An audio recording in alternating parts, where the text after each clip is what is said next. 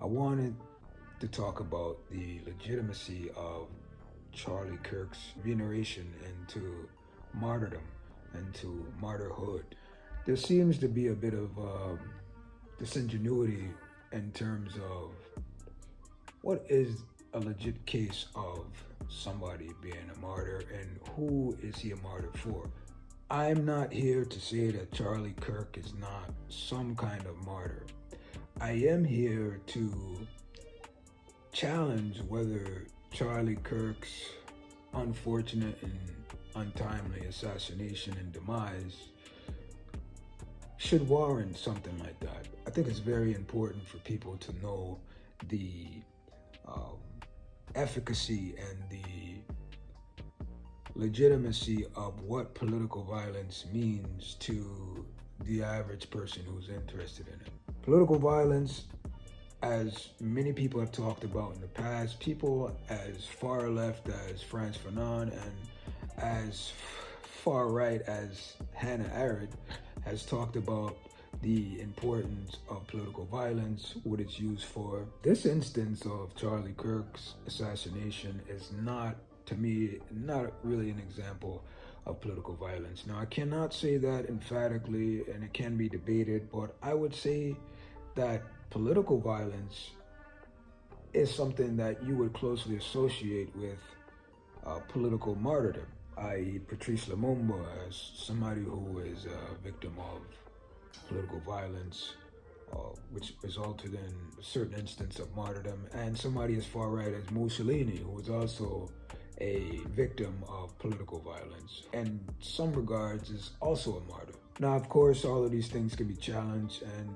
counter-challenged, but Charlie Kirk's inundation into these tenets of what we classically see as political violence is unfortunately not a fit. But when I think about, the classic tenets of what stirs violence, I don't see this as a fit. Like I said, if you read something as simple as Thucydides' history of the Peloponnesian War, where he talks about how social strife and war reshape politics, this is an example of political violence. Charlie Kirk's typical banter was nothing new. It wasn't going to reshape any type of politics. It wasn't going to be the start of any kind of wars. It just doesn't fit. He didn't say anything out of the ordinary. He didn't even say anything deeply intellectual.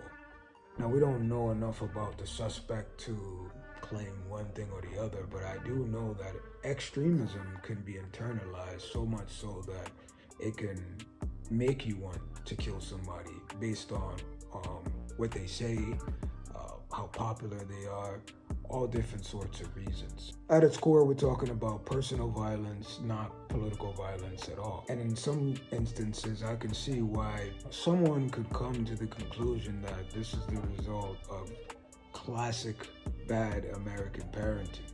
When people go through the process of radicalization, it has nothing to do with whether the person they're trying to delete is worthy of martyr status. Whether or not this man thought that Charlie Kirk would be venerated the way he has post-deletion is up for debate. We don't know enough about the suspect. Martyrs historically are people who, let me correct that, famous martyrs who go down in the history books are legitimately people you build monuments for. This is what I think about. There are people who end up in textbooks. There are people who leave behind a body of work outside of just their social appearances. When I think about the bodies of work they leave behind, I think about literature. I think about institutions and foundations. Not always the case, but when I think about people who should be martyred, and this has nothing to do with whether they're centered, far left, far right, and everything in between, but whether about what other people believe about them, in congruence with what they've done, their body of work. Charlie Kirk's body of work is mainly as a talking head. Charlie Kirk's rhetoric A lot of it was based in the fact that he was a Christian nationalist, which is totally fine. I'm not here to, bash Charlie Kirk being that. And maybe in some small instance amongst people who believe the same things Charlie Kirk believed, his death is worthy of a moment of silence, a moment of acknowledgement, things of that nature. I saw nothing highly intellectual about Charlie Kirk at all. This is not to bash the man. This is not to defame the man in any sort of way. This is just to state what I think about what is classically an intellect. When intellects debate, they ask lots of questions. Sometimes the questions are purely based in ingenuity. Sometimes the questions are setup questions. Formal debates, intellects have a tendency to use historical references, general epistemological references. Charlie Kirk's debating style was what you'd expect out of somebody who was on the platform Charlie Kirk was on. It was very banal. It was very denialist. It was very brass. There's nothing wrong with being brass at all. It's just whether or not your conclusions always follow from your premises and your statements could stand the test of time. When I see some of Charlie Kirk's material, I see a lot of very cliche and trope-like talking points that you normally see out of the right.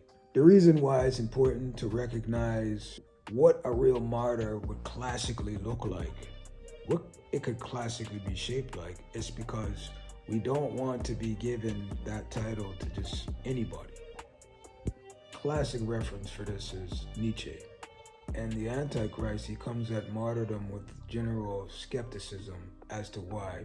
Now, in 2025, it might be a very basic point, but I think that's what some people need. He talks about how people mistake the willingness to die, which also Charlie Kirk did not have, with the truth value of what someone talks about. Whether or not Charlie Kirk was willing to die for his beliefs is not important, but whether the things he spewed during his debates, during his segments, was actually true. And whether these things were anything new or anything revolutionary warranting martyrdom. I tend to look at these things as the public not being adept enough to decipher what is what and what fits what. There was nothing original about his talking points. It was all stirred from his belief as a person. It would be no different than an evangelical Christian on the corner proselytizing about how Jesus is going to come back, or an extremist Islamist on the corner somewhere in Baghdad talking about jihad.